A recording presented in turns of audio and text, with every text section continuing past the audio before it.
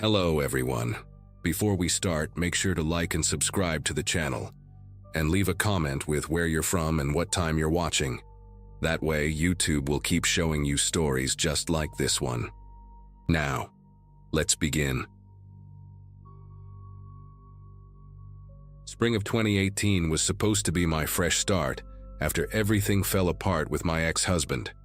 I'd been house hunting for months with what little I got from the settlement, scrolling through listings during lunch breaks at the accounting firm where I worked downtown.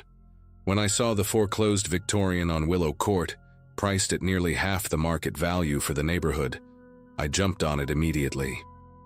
My realtor, this overly enthusiastic guy named Brandon, who kept talking about his CrossFit achievements, seemed almost relieved when I said I wanted to make an offer without even asking too many questions. He mentioned something vague about the previous owners abandoning the property, but honestly, I was too focused on the original hardwood floors and the vintage clawfoot tub to care about the details.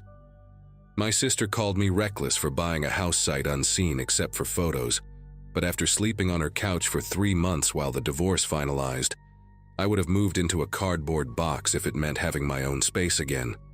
Moving day came on a Tuesday in early April, and I remember thinking how perfect everything looked with the cherry blossoms blooming in the front yard. I'd hired these 2 college kids from Craigslist to help with the heavy stuff, and we spent the morning hauling boxes and furniture through the narrow hallways. Around noon, while I was unpacking dishes in the kitchen, I noticed this older woman standing on the sidewalk just staring at my house with her phone raised like she was taking pictures. She had this oversized sun hat and a floral dress that looked straight out of a gardening magazine, but something about the way she lingered there made me uncomfortable.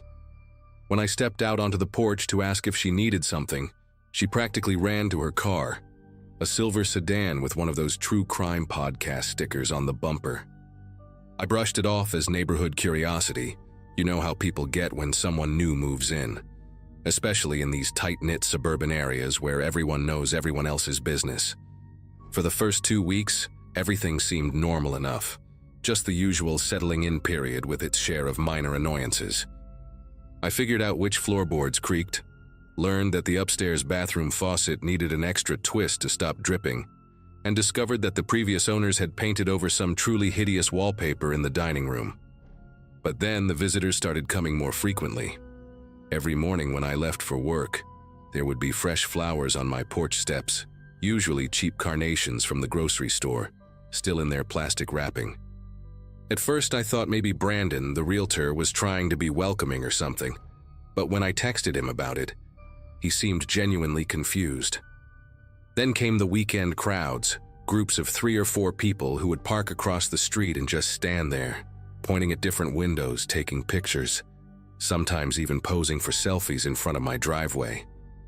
One guy, probably in his early 20s with a patchy beard and a backwards baseball cap, actually had the nerve to walk up my front path and peer through my living room window while I was watching TV on a Saturday afternoon. I finally lost it when I came home from work on a Friday to find at least a dozen people milling around on the sidewalk, some holding candles, others leaving teddy bears and handwritten notes against my fence. I marched out there, still in my office clothes and probably looking like I was about to murder someone myself, demanding to know what the hell was going on. Most of them scattered immediately, but this one woman, maybe mid-40s with box-dyed red hair and thick glasses, actually had the audacity to ask me how it felt to live in the murder house. My whole body went numb when she said that, like someone had dumped ice water straight into my veins. She pulled out her phone and showed me this true crime blog called Cold Cases and Hot Takes, with my house as the header image, except in the photo, there was yellow police tape across the porch and cop cars in the driveway. The headline read, "5th Anniversary of the Hartley Family Massacre. Will we ever find Lily?" That night I barely slept, just sat at my laptop reading everything I could find about what happened in my house. 5 years ago, almost to the day I'd signed the papers, Robert Hartley had killed his wife Jennifer and their 2 kids, 9-year-old twins named Lily and Lucas. The news articles were graphic in that sensationalized way local media gets when something this horrible happens in a quiet neighborhood. He'd used a hammer from his own garage, Started in the master bedroom where Jennifer was sleeping, then moved to Lucas's room down the hall. But Lily was never found. Just blood on her sheets and her window left wide open.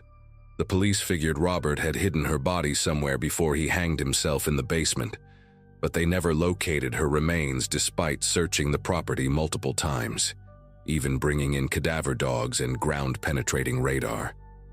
The case went cold after 6 months, and the bank foreclosed on the house when no next of kin came forward to claim it. Apparently, it had been sitting empty ever since, through 3 different real estate agencies who couldn't move it until Brandon and his company picked it up and decided not to disclose the full history. I spent that entire weekend in a weird daze, walking through my house and seeing it differently now, imagining where everything had happened. The master bedroom, my bedroom now, where I'd been sleeping for weeks in the same spot where Jennifer Hartley had died. Lucas's room, which I'd been using as a home office, setting up my desk probably right where his bed had been. And Lily's room, the smaller bedroom at the end of the hall that I'd been using for storage. Just boxes piled everywhere because I hadn't gotten around to organizing yet. Saturday morning, I decided to start renovating immediately. Not because I'm particularly brave or anything, but because I literally couldn't afford to move again. And maybe if I changed everything about the house, I could forget what had happened here. I started with the basement, figuring I'd turn it into a proper laundry room instead of the creepy, unfinished concrete cave it currently was. The water heater down there had been making these weird gurgling sounds anyway, so I called a plumber to come look at it Monday morning. The plumber, this burly guy named Frank who smelled like cigarettes and had grease permanently embedded under his fingernails, showed up around 10 while I was working from home. He went straight to the basement while I stayed upstairs on a conference call, but after about 20 minutes, I heard him calling for me with this edge in his voice that made me immediately mute my laptop. When I got down there, he was standing by the water heater with his flashlight aimed at the wall behind it, and his face had gone pale under his weathered tan. He asked me if I knew there was a space back there, and honestly, I had no idea what he was talking about until he showed me. Behind the water heater, someone had cut a hole in the drywall, maybe 3 feet by 3 feet, and covered it with a piece of plywood painted to match the wall. You'd never notice it unless you were specifically looking, and even then, the water heater blocked most of it from view.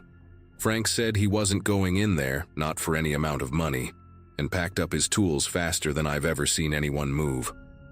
After he left, I stood there for probably an hour, just staring at that hidden entrance with a flashlight in one hand and my phone in the other, debating whether to call the police. But what would I say? That I found a hidden space in my murder house? They'd probably already searched it during the original investigation. Plus, some morbid part of me needed to know what was in there, needed to understand what I'd been living above for weeks. I pulled the water heater out just enough to squeeze behind it, my heart pounding so hard I could hear it in my ears, and pried the plywood away from the opening. The smell that came out was musty and sweet, like old paper and something organic that had long since dried out. My flashlight beam revealed a narrow space, maybe 6 feet by 8 feet, with a dirt floor and wooden beam supports. Someone had been living in there, or at least spending time there. There was a moldy sleeping bag in one corner, empty juice boxes scattered around, and a small pink backpack with unicorn patches half buried in the dirt. I crawled inside, even though every rational part of my brain was screaming at me to get out and call someone, anyone. The backpack was what drew me in, partially decomposed from moisture but still intact enough to open. Inside, I found a handful of crayons, a plastic bracelet with letter beads spelling Lily, and a small diary with a sparkly cover, the kind they sell at dollar stores. Most of the pages were stuck together from dampness, but I could make out some entries near the end that were still legible. The handwriting was careful, like a child trying their best to write neatly. An entry from about a week before the murders talked about how Daddy gets mean when he drinks the brown bottle drinks, and how Mommy cries in the bathroom but says she's okay. Another mentioned Lucas telling her about the secret space he'd found behind the water heater when they were playing hide and seek, how you could fit inside, if you were small enough. My stomach churned as I read these innocent observations from a 9-year-old who had no idea what was coming. But it was the last entry that made me drop the diary and scramble backwards out of that space so fast, I scraped my palms on the concrete. The date was the night of the murders, written in shaky pencil. "Daddy is being scary tonight. He hit Mommy and she fell down and won't wake up. Lucas tried to run, but Daddy caught him. I remembered the hiding place. I can hear him calling for me, but I won't come out. I won't let him find me this time. Now I know how to stay quiet. The wall next door is soft dirt. I can dig with the garden spoon I brought. Cora next door makes cookies on Sundays. Maybe if I dig far enough I can get to her house. I have my juice boxes and fruit snacks from lunch. I'll be quiet like when we play the quiet game." Below that was a crude drawing of what looked like a tunnel, with an arrow pointing toward a house with flowers. When I shined my flashlight toward the back corner of the space past where the sleeping bag was, I could see it clearly. A child-sized tunnel had been dug into the earth, heading in the direction of the neighbor's property. I called the police immediately, my whole body shaking as I tried to explain what I'd found. Within an hour, my house was swarming with cops, detectives, and crime scene techs. They brought in special equipment and confirmed what the diary suggested. The tunnel extended about 15 feet toward the neighbor's property before it collapsed, probably within days of being dug. The lead detective, a woman with tired eyes and gray streaks in her black hair, told me they found small bones in the collapsed section, along with a garden spoon and the remains of more juice boxes. Lily had tried to dig her way to safety, but died in that tunnel, either from the collapse or from dehydration, alone in the dark while the whole town searched for her. The neighbor, Cora, had moved to Florida 3 years ago, never knowing that a desperate little girl had been trying to reach her house, trying to reach the lady who made cookies on Sundays. They reopened the case, of course, though there wasn't much left to investigate since Robert Hartley was already dead.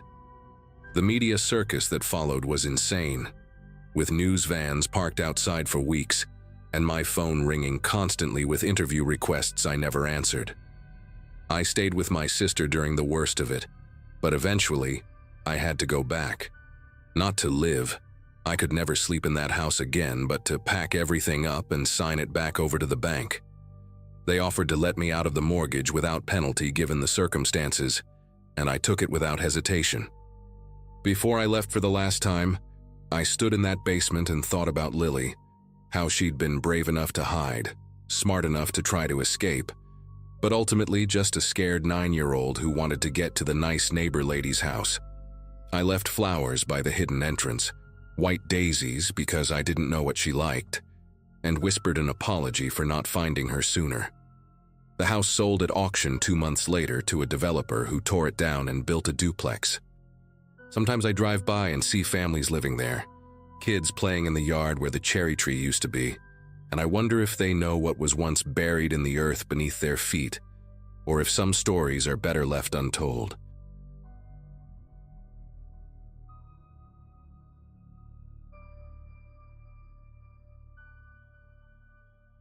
My realtor kept checking his watch while handing me the keys to the Victorian on Sycamore Drive, like he had somewhere more important to be than closing on a property that had been sitting empty for 3 years.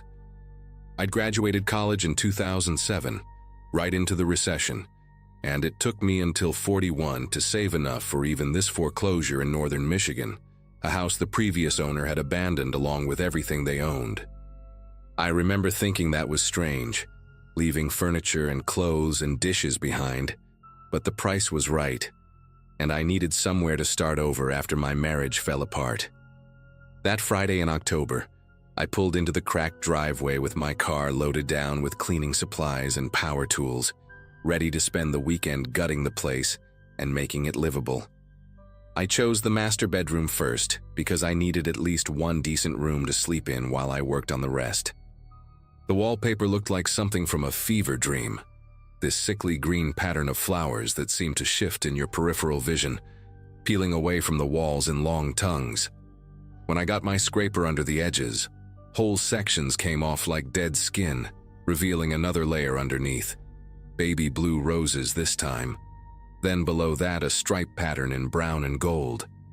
Layer after layer, 7 deep by my count, each one someone else's attempt to cover up what came before. My shoulders burned from reaching up to the crown molding, and the floor around me looked like a paper graveyard, but I kept scraping, needing to see the original wall, needing to get down to something solid and real. When I finally reached what should have been plaster, my scraper hit something that made me step back. The wall wasn't white or beige or any normal color. It was stained dark brown in irregular patches, and the stains had a texture to them, thick and flaky like old paint that had bubbled and dried. I grabbed my work light and held it close, trying to make sense of what I was seeing, and that's when the pattern became clear. Handprints. Dozens of them, maybe hundreds, pressed into the wall in what looked like dried blood, overlapping each other in a chaotic sprawl that went from floor to ceiling. Some were adult-sized, fingers spread wide like they were pushing against something, but others were small, child-sized, and those made my throat close up because they weren't just pressed against the wall, they were dragging downward, leaving streaks like someone had been sliding down. I told myself it had to be paint, some weird art project from the 60s when people did stuff like that. But when I touched one of the prints with my fingernail, dark flakes came off and the smell hit me, metallic and organic and wrong. The handprints weren't random either. They formed a path along the wall, leading toward the corner where the floor met the ceiling, climbing up like whoever made them had been trying to get somewhere impossible. I started following them with my light, documenting everything with my phone because I knew no one would believe this, and I noticed that some of the prints had something embedded in them, tiny white fragments that caught the light. I pulled out a pair of tweezers from my toolkit and carefully extracted one, and it was a fingernail, an actual human fingernail, torn off at the quick and stuck in the dried blood like a confession. My first instinct was to call the police, but I kept thinking about how this would look. Me alone in this house with what might be evidence of something terrible, and I needed to know more before I brought anyone else into this. I grabbed a bottle of industrial cleaner and a scrub brush, thinking maybe if I could just clean one section, I could see how deep the stains went. But when I started scrubbing, the blood didn't fade. It seemed to activate somehow, releasing that copper smell even stronger. The handprints near the floor were different from the ones higher up, more frantic, fingers splayed at impossible angles, and I realized they continued under the baseboard. I got my pry bar and worked one of the boards loose, and behind it the blood wasn't just on the wall. It had soaked into the insulation, forming dark crystals that crumbled when I touched them. That's when I noticed the floor itself felt wrong under my knees, hollow in places where it should have been solid. I knocked on different sections with my knuckles, listening for the sound to change, and found a spot about 3 feet from the wall where the board sounded completely empty underneath. The wood there was slightly newer than the rest, maybe 10 years old instead of the original 100-year-old oak, and someone had tried to match the stain but hadn't quite gotten it right. I worked my pry bar into the seam between 2 boards and lifted, and the smell that came up made me gag, sweet and chemical like formaldehyde mixed with decay.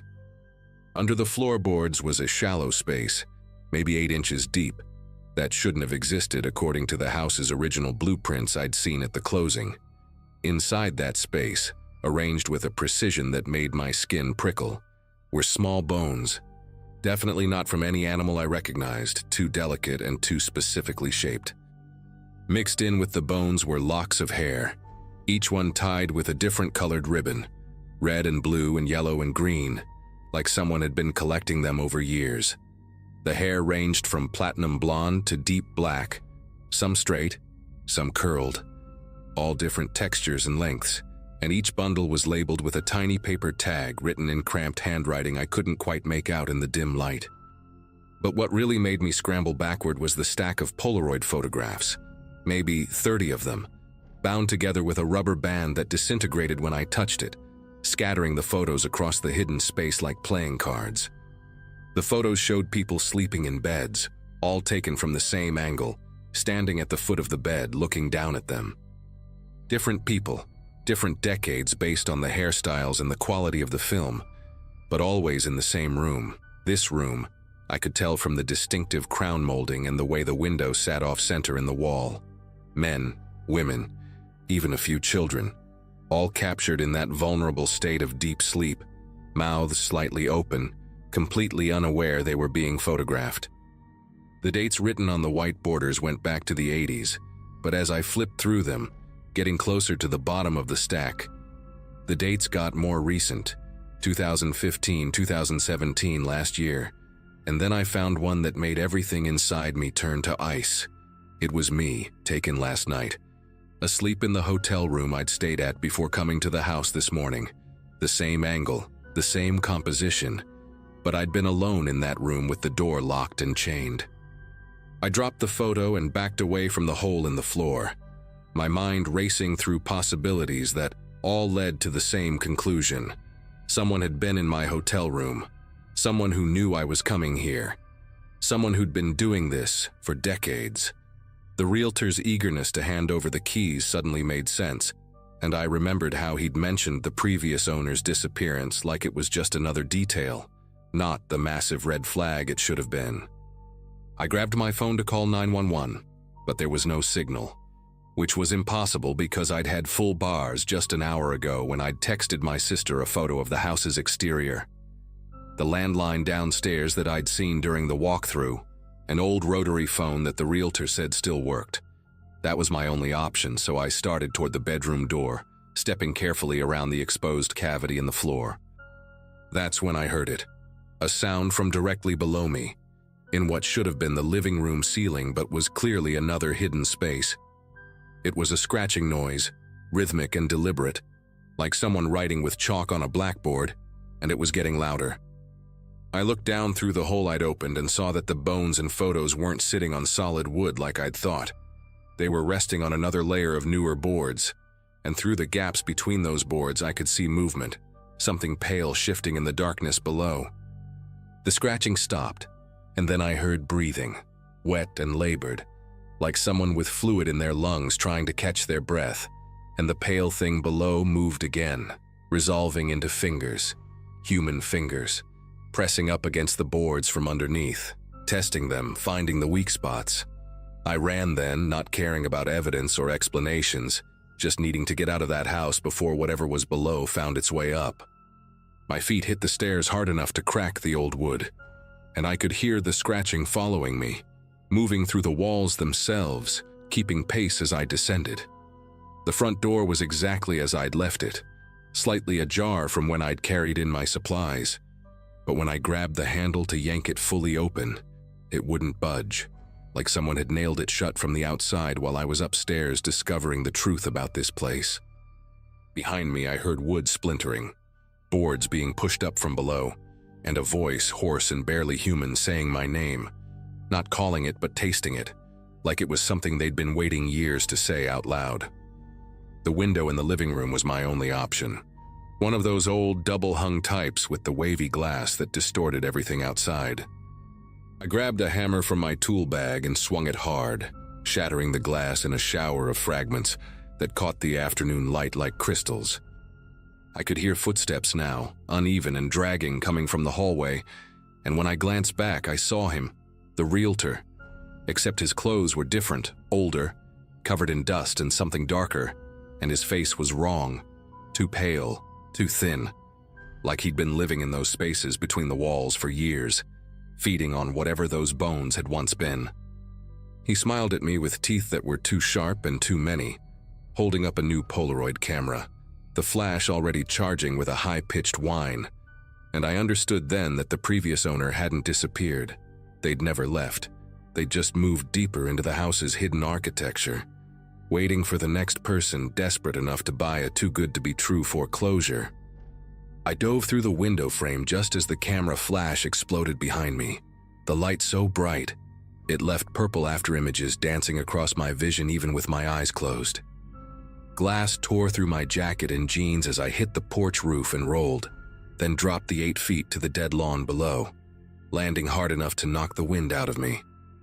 But adrenaline got me moving, got me running to my car with keys already in my hand, and I could hear him behind me, that wet breathing getting closer, but he stopped at the property line, just stood there at the edge of the yard watching as I fumbled with the ignition. In my rearview mirror as I peeled out, I saw him walk back into the house, patient, unhurried, already preparing for the next buyer, and I realized he'd been playing this game for decades, maybe longer, and the house would go back on the market soon enough, priced to move, perfect for someone starting over. I drove straight to the state police barracks in Grayling and filed a report, showed them the photos on my phone, the fingernail I'd pocketed, even the fresh cuts from the window glass. But when they sent officers to investigate, the house was empty, normal.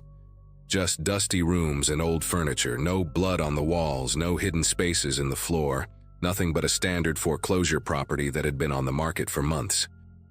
The realtor's office had no record of anyone by the name he'd given me, and the business card he'd handed me at closing had somehow turned blank in my wallet, just white cardstock with nothing printed on it.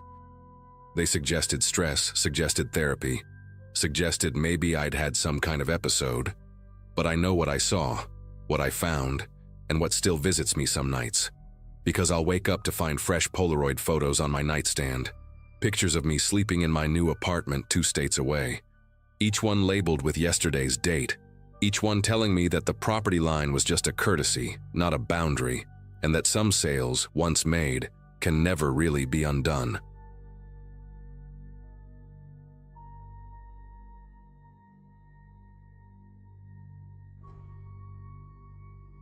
Everyone said I was crazy for buying that Victorian on Chestnut Avenue, especially sight unseen from an estate auction. But after my company relocated me to Portland in spring of 2022, I needed something to keep me busy on weekends. 29 and recently divorced, rattling around in some sterile apartment wasn't how I planned to start this new chapter. When I saw the listing photos of peeling wallpaper, original hardwood floors buried under decades of grime, and that gorgeous wraparound porch practically begging to be restored, I knew I'd found my project. My brother Kevin flew out from Denver to help with the initial assessment, took one look at the place, and immediately started listing all the reasons I should run. But something about those tall ceilings and arched doorways spoke to me, whispered promises of what it could become with enough sweat and determination. I started with the main parlor that first Saturday in June, the room where the previous owners had installed this hideous electric fireplace insert sometime in the 70s, completely butchering what must have been a beautiful original hearth. Crowbar in hand, safety goggles fogging up from the heat, I began prying away the aluminum frame, revealing layers of different materials like geological strata of bad home improvement decisions. Behind the insert, someone had sloppily mortared in regular red bricks, not even attempting to match the original masonry work. And as I started chipping away at them, I noticed something strange. These bricks weren't just closing off the chimney opening. They continued up into the flue itself, packed tight and deliberate, as if someone wanted to make absolutely sure nothing could ever come down, or up, through that space again. Each swing of my hammer sent chunks of mortar raining down, coating me in 100-year-old dust that turned my hair gray and stuck to the sweat on my arms. After about an hour of steady work, I'd cleared enough bricks to shine my work light up into the chimney, and what I saw made me pause mid-swing. The flue wasn't just blocked. Someone had built what looked like a false floor about 4 feet up, creating a hidden cavity between the original fireplace opening and this makeshift barrier. My first thought was maybe someone had stashed valuables up there during the Depression, or perhaps Prohibition-era bottles, the kind of discovery that would make this whole renovation worth it. I texted Kevin a photo, joking that I might have just found our retirement fund, and he replied with a string of $sign emojis, telling me to be careful not to damage anything valuable. It took another 2 hours to clear enough space to actually reach into the cavity, and by then, the afternoon sun was slanting through the parlor windows, casting long shadows across the debris-covered floor. I stuck my arm up through the opening, feeling around blindly in the dark space above, my fingers brushing against what felt like rough burlap or canvas. When I managed to grab hold and pull, a child's shoe tumbled out, landing with a soft thud on the plastic sheet I'd laid down. Not just any shoe, but a tiny leather boot. The kind with buttons up the side that kids wore maybe 100 years ago, still laced up tight as if someone had just taken it off. The leather was stiff and cracked, covered in a layer of grime that had turned it almost black, and there was something unsettling about how perfectly preserved it was, like it had been waiting there all this time. I reached back up into the cavity, this time more cautiously, my fingers exploring the space with the kind of careful touch you'd use to check if a stove is still hot. More shoes came tumbling down, one after another, each one small, each one different, some with worn-down heels, others barely scuffed like they'd only been worn once or twice. 7 pairs in total, arranged in what must have been a deliberate pattern up there, though now they lay scattered across my plastic sheet like evidence at a crime scene. The strangest part was how they were all different sizes, ranging from what looked like a toddler's first walking shoes to maybe a child of 10 or 11, and none of them matched, not a single pair among them. I knelt there, surrounded by these tiny shoes, and felt this creeping sensation working its way up my spine, the kind of feeling you get when you realize you're looking at something that has a story, a bad story, one that nobody wanted told. Against every instinct telling me to stop, to call someone, maybe the police or at least Kevin, I grabbed my work light and hoisted myself up to look directly into the cavity. The smell hit me first, dry and stale, like opening an attic that's been sealed for decades, mixed with something else, something organic and wrong. When the beam of my light swept across the space, I saw that the walls weren't just brick and mortar. They were covered in scratches, hundreds of them, maybe thousands, carved deep into the old bricks in frantic, overlapping patterns. Some looked like tally marks, groups of 5 with the diagonal slash through them, covering one section of wall from top to bottom. Others were more chaotic, desperate gouges that had left grooves so deep you could fit a finger in them. And in several places there were dark stains embedded in these scratches, rusty brown streaks that had seeped into the porous brick. My light caught something white in the corner, and when I focused the beam, I nearly lost my grip and fell backward off the ladder. Teeth. Small human teeth scattered across the floor of the cavity like someone had emptied a jar of baby teeth, except there were too many, far too many for just one child. They were everywhere, dozens of them, some still pearly white, others yellowed with age, a few with dark cavities or broken in half. Mixed in with them were what looked like fingernails, tiny crescents that had turned brittle and translucent over time, and when I shifted my light, I could see more embedded in the mortar between the bricks, pressed in like decorations in some sick mosaic. My breathing had gone shallow, and I could hear my pulse hammering in my ears as I tried to process what I was looking at, tried to make it make sense in some way that didn't involve what my brain was screaming at me. I pulled out my phone with shaking fingers and started taking photos, the flash illuminating the cavity in stark, horrible detail with each shot. That's when I noticed the writing, scratched into the bricks near what would have been the top of the original fireplace opening. Most of it was illegible, just frantic scratching, but I could make out dates, 1897, 1903, 1911, and names or parts of names. Tom, Margar, Eli, scratched by different hands, some in childish scrawl, others more desperate and jagged. Below them all, carved deeper and more deliberately than the rest, someone had written, "They make us climb," in letters that must have taken hours to gouge into the brick. The photo I took of those words came out blurry because I couldn't hold the phone steady, and when I tried to take another, I heard something shift in the cavity, a soft sliding sound like fabric against brick, even though I knew nothing could be moving in there. I scrambled down from the ladder so fast I knocked over my toolbox, sending hammers and screwdrivers clattering across the hardwood floor. Standing there in my own living room, covered in century-old dust and trying to catch my breath, I called Kevin, but when he answered, I couldn't form the words to explain what I'd found. How do you tell someone that your house has a chimney full of children's teeth and fingernails, that the walls are covered in desperate scratches from kids who were made to climb up into that dark space for God knows what reason? He kept asking if I was okay, said I sounded weird, and finally I just told him to come over right away, that I'd found something bad, really bad, and hung up before he could ask questions. While I waited, I stood guard in front of the fireplace like something might crawl out of it, unable to look away from that dark opening I'd created.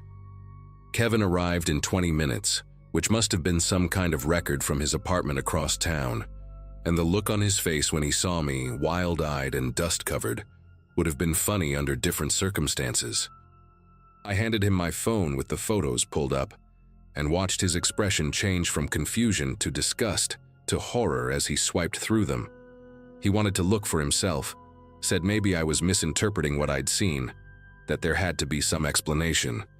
But when he climbed up and looked into that cavity, he came down even faster than I had, his face pale and his jaw clenched tight. We argued about calling the police right then, but Kevin pointed out that whatever had happened in there was clearly historical, decades old at least, and we should try to find out more about the house's history first. Maybe contact the Historical Society or check old newspapers, because involving the cops would mean our renovation would turn into a crime scene investigation. We spent the rest of that night at the Portland Library's archives section, going through old newspapers on microfilm until our eyes burned from staring at the screen. It was Kevin who found it first, an article from 1913 about a local chimney sweep named Theodore Blackwood, who'd been arrested after a child died falling from a roof. The article mentioned he'd been using orphans and street children as climbing boys, forcing them up into chimneys to clean them from the inside, a practice that had been outlawed for decades, but apparently continued in secret. The boy who died, 7-year-old Thomas Garrett, had gotten stuck in a flue and suffocated before they could tear the chimney apart to reach him. But here's what made us both go cold. The article said this wasn't Blackwood's first incident, that several children had gone missing over the years while working for him, and neighbors had complained about strange crying sounds coming from houses after he'd done work there. The address mentioned in the article as one of his regular clients was 447 Chestnut Avenue, my house. The police never found the missing children, according to the follow-up articles we found, and Blackwood was only convicted of manslaughter for the one death they could prove, serving just 3 years before disappearing from Portland entirely. But we found his obituary from 1924, died in a fire at a boarding house in Seattle, and there was a quote from his landlady saying he'd been raving about the children in the walls and their little fingers scratching right before the fire started. Kevin and I looked at each other across that library table, both thinking the same thing. Those kids never made it out of the chimneys they were forced to clean, and someone, maybe Blackwood himself or maybe someone who discovered what he'd done, had sealed up that fireplace to keep the evidence hidden. We called the police the next morning, and within hours my house was crawling with investigators, forensic teams, even an anthropologist who specialized in historical remains. They confirmed what we'd suspected, finding bone fragments mixed in with the teeth and fingernails, and they eventually identified at least 4 different children based on DNA analysis, though they said there could have been more. The investigation lasted months, and though they couldn't match the remains to any specific missing persons cases from that era, they gave the children a proper burial in a ceremony that made the national news. I sold the house as soon as the investigation wrapped up, taking a massive loss but not caring, because I knew I'd never sleep soundly there again. Never stop imagining those kids trapped in that dark space, scratching at the bricks until their fingers bled, leaving their desperate message for someone, anyone, to find them over a century later.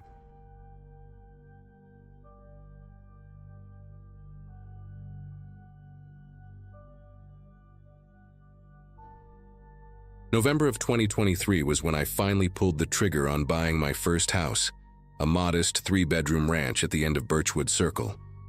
After my promotion to regional sales manager earlier that year, I could finally afford something decent, and this place checked all the boxes. Quiet neighborhood, mature trees, that classic American dream setup with the cul-de-sac where kids could play street hockey without worrying about through traffic. My realtor, a chatty woman named Deborah, mentioned the house had been on the market for 8 months, which seemed odd given how nice it was. But she said the seller was motivated and I wasn't about to question my good fortune. Moving in felt like starting fresh at 34. especially after the disaster of my previous apartment situation with roommates who thought dirty dishes were decorative art. I remember thinking this was it, the real adult beginning I'd been working toward since college. My first week there, I met the Prestons next door while I was trying to figure out why my lawnmower wouldn't start. Keith Preston walked over with his teenage son Nathan, both of them wearing matching polo shirts like they'd stepped out of a catalog, and within 5 minutes, Keith had the mower purring like new. His wife Melissa brought over brownies that evening with their daughter Grace, maybe 12 years old, who kept twirling her hair around her finger while staring at me with these huge green eyes. They seemed like the perfect suburban family, almost aggressively normal in that way, that makes you wonder if they practice their smiles in the mirror. Keith worked in insurance, Melissa homeschooled the kids, they invited me to their church, their barbecues, even offered to collect my mail when I traveled for work. I thought I'd hit the neighbor jackpot, especially compared to my last place where the guy upstairs played death metal at 3 in the morning and the couple next door had screaming matches that could wake the dead. Everything changed on my 9th night in the house when my bladder woke me up around 2:45. I stumbled to the bathroom, still mostly asleep, and as I passed my bedroom window, something outside caught my eye. There in my backyard, right at the edge where my property met theirs, stood all 4 Prestons in a perfect line. Keith on the left, then Melissa, Nathan, and little Grace on the end, all of them in their pajamas despite the 40-degree weather.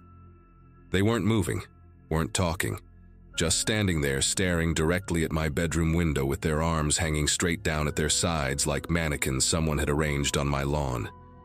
The moonlight hit their faces in this awful way that made their eyes look completely black, and none of them were blinking. Not once in the whole minute I stood there trying to process what I was seeing. I actually rubbed my eyes like some cartoon character, because this had to be a dream, or maybe I was having some kind of episode from the stress of moving. But when I looked again, they were still there, and now I could see their breath making little clouds in the cold air, which somehow made it worse because it proved they were real. They were alive. They were choosing to stand there in the freezing dark, staring at my window. My first instinct was to open the window and yell down at them, ask what the hell they were doing, but something in my gut told me not to let them know I was awake. Instead, I grabbed my phone and started recording, keeping the screen brightness all the way down so they wouldn't see the glow.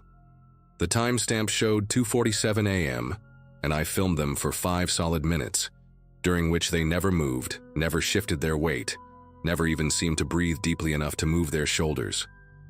At exactly 3:05 a.m., like someone had flipped a switch, they all turned in perfect synchronization and walked single file back to their house. Not a word between them, not a glance at each other. Just this robotic march through the gap in our fence and into their back door. I stayed at that window for another hour, replaying the video over and over, zooming in on their faces, trying to find something that would make this make sense. Were they sleepwalking? Some kind of religious thing? A prank? But the way they'd stood there, the precision of it, the way little Grace hadn't fidgeted even once when normally she couldn't sit still for 30 seconds, none of it added up to anything rational. I didn't sleep the rest of that night, just sat there with every light in my bedroom on, waiting for sunrise like it would somehow erase what I'd seen. Next morning, I was running on coffee and adrenaline when Keith knocked on my door to borrow my hedge clippers. He looked exactly like he always did.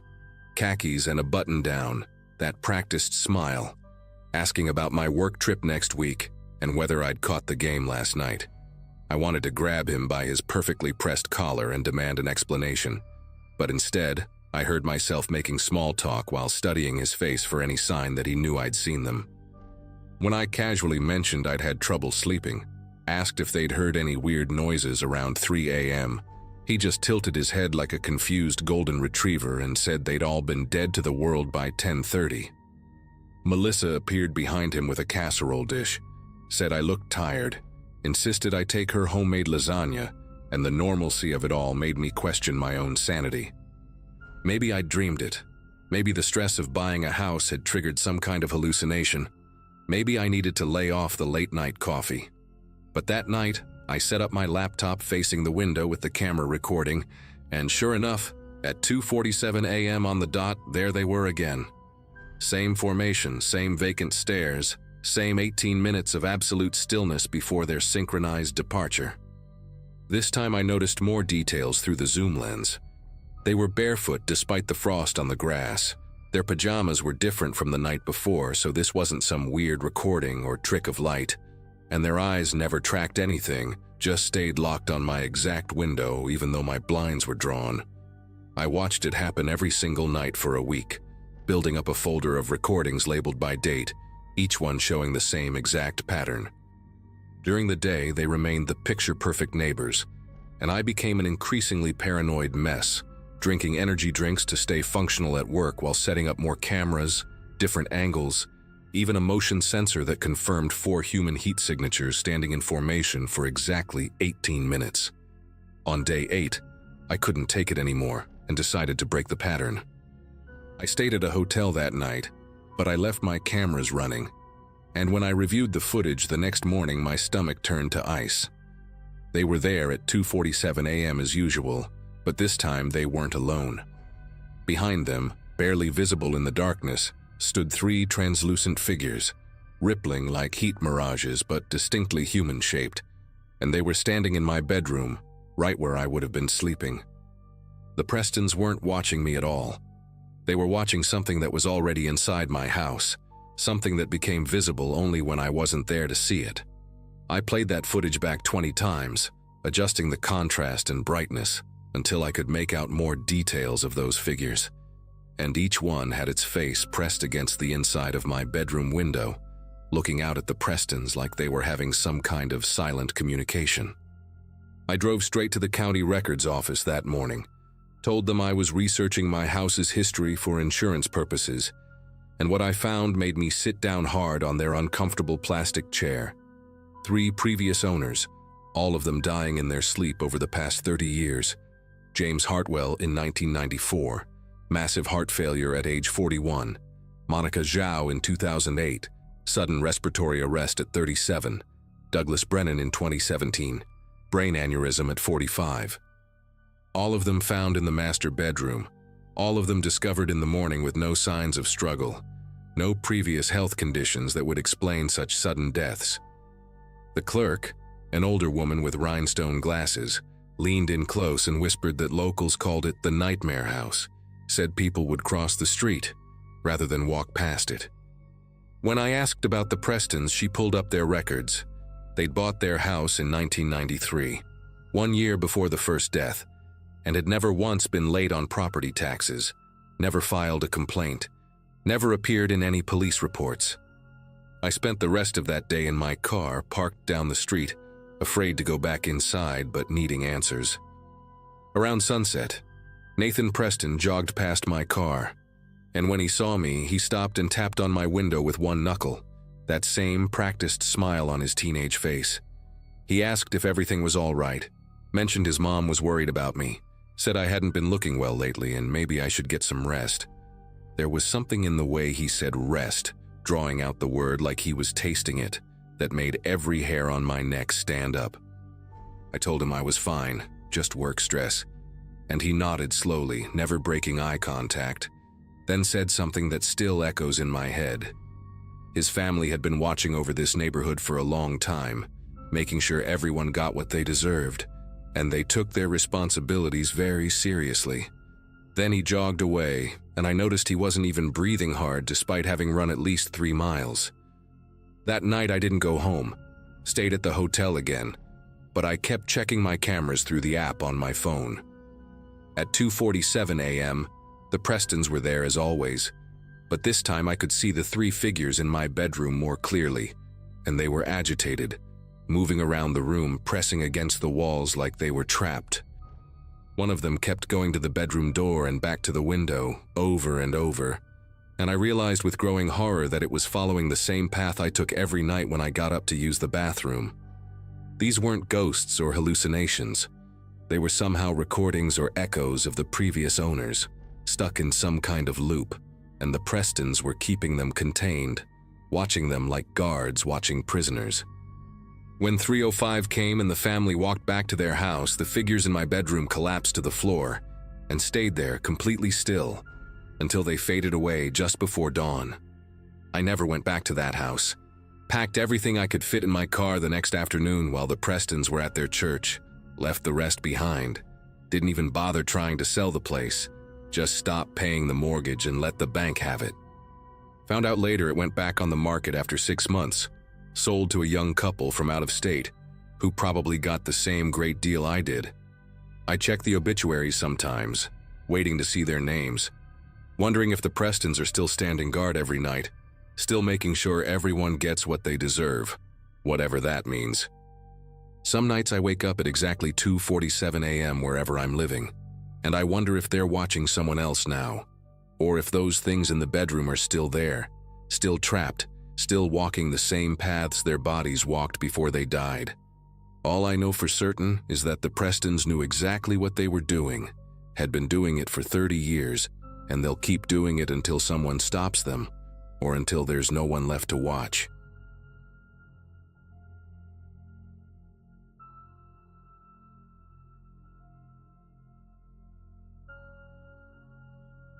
When I graduated college in 2012, buying a house seemed impossible. But estate sales change everything when someone dies without family to claim their stuff. The Holloway property sat on Riverside Lane for 6 weeks before I saw the listing. A 3-bedroom ranch with original hardwood floors and a price tag that made my real estate agent do a double take.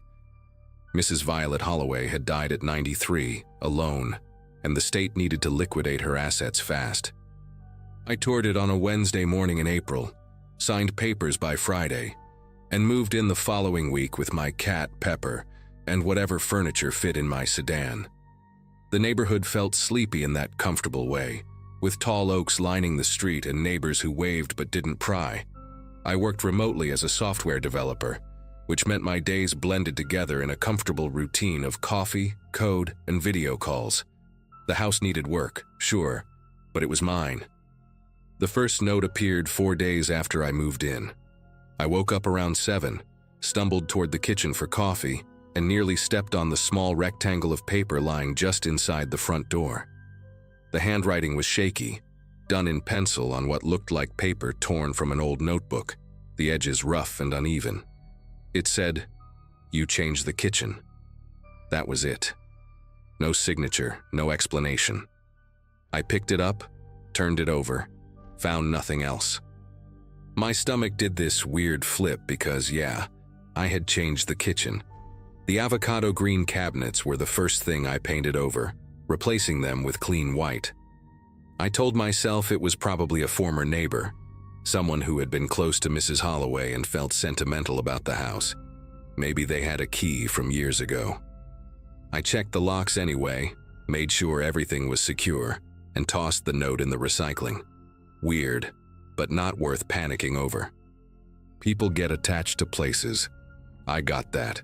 The second note came 3 days later. Same paper, same pencil, same shaky handwriting slipped under the door sometime during the night. "I don't like your furniture." This one hit different because how would someone know what furniture I had unless they were looking through my windows? I checked every window in the house, made sure the curtains were drawn at night, and started feeling paranoid about the big bay window in the living room that faced the street. My couch was new, a gray sectional I bought on sale because the old floral one from Mrs. Holloway's estate sale photos gave me the creeps. I called a locksmith that afternoon, had him change every single lock in the house, deadbolts included. He was this older guy with calloused hands who told me the previous locks were original to the house, probably 40 years old, easy to pick if someone knew what they were doing. That made me feel better and worse at the same time. Better because new locks meant security. Worse because it confirmed someone could have been getting in. I started paying attention to everything. Every creak in the floorboards, every shadow that moved wrong, every car that parked too long on the street. My work suffered because I kept getting up during meetings to check the doors, to peer out windows, to make sure Pepper was not freaking out about something I could not see. She was a good cat, usually chill, but she started acting strange around the same time the notes began. She would sit in the hallway staring at the basement door, ears flat, tail puffed. I had not gone down to the basement much since moving in. It was unfinished, just concrete and exposed beams, boxes of Mrs. Holloway's things the estate sale people did not bother with, and a musty smell that made my nose itch.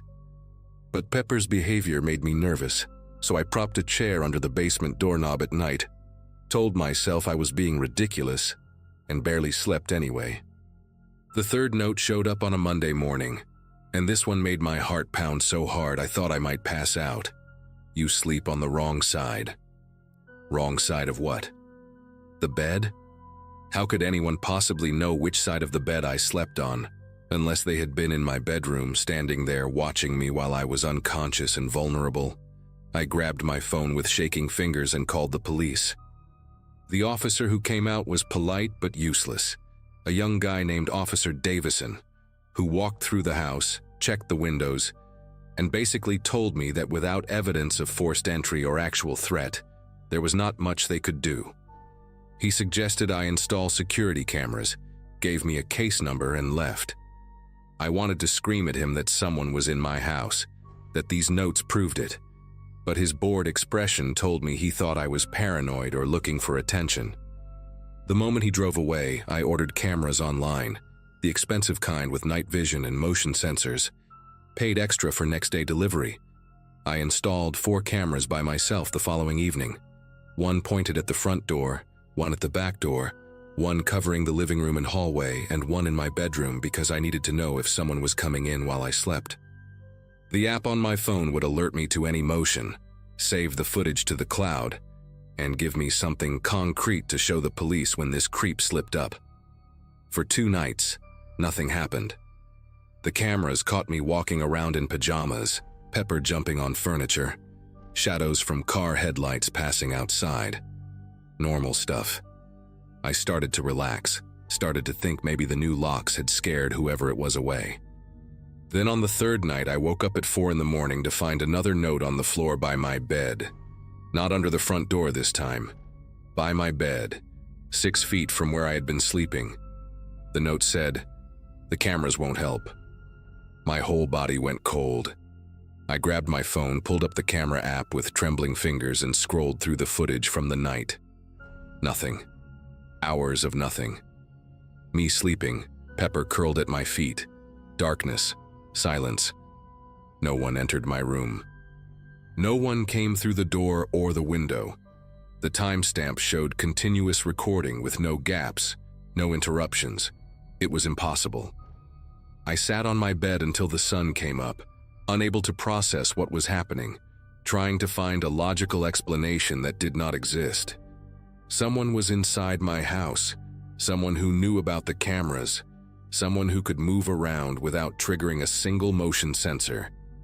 I called in sick to work, could not even pretend to focus on code when my hands would not stop shaking. I needed help. I called my brother, Andrew, who lived 2 hours away. He thought I was overreacting until I sent him photos of all 4 notes. He said he would drive up that weekend, stay with me, help me figure it out, but I could not wait that long. That afternoon, I started searching the house top to bottom, looking for any opening, any gap, any way someone could be getting inside. I checked every closet, every cabinet, moved furniture, looked behind appliances. When I got to the basement, I almost turned back. That musty smell was stronger, and the single bulb hanging from the ceiling barely lit the space. Pepper refused to follow me down the stairs, just sat at the top, meowing in this anxious way that made my skin prickle. The basement was bigger than I remembered, cluttered with old boxes labeled in faded marker, Christmas decorations, clothes, books. I moved things around, checked the walls, and that's when I noticed something odd about the far corner. The concrete wall had a seam, barely visible, like someone had cut a section and fitted it back. I ran my fingers along the edge, felt it give slightly, and my pulse started hammering in my ears. I pushed against the panel and it swung inward on hidden hinges, revealing a dark opening and a set of wooden stairs leading down into nothing. The smell that came up was worse than musty. It was human, lived in. The scent of sweat and unwashed clothes and something else I could not identify. My legs felt like they might give out, but I forced myself to pull out my phone, turn on the flashlight, and descend those stairs. Each step creaked under my weight and the air got colder the farther down I went. The sublevel was not large, maybe 15 feet by 20, with a low ceiling that made me hunch. There was a mattress on the floor with rumpled blankets, a camping lantern, scattered food wrappers, empty water bottles. Someone had been living here. Someone was still living here. On the wall, taped up like some kind of sick gallery, were photographs, dozens of them.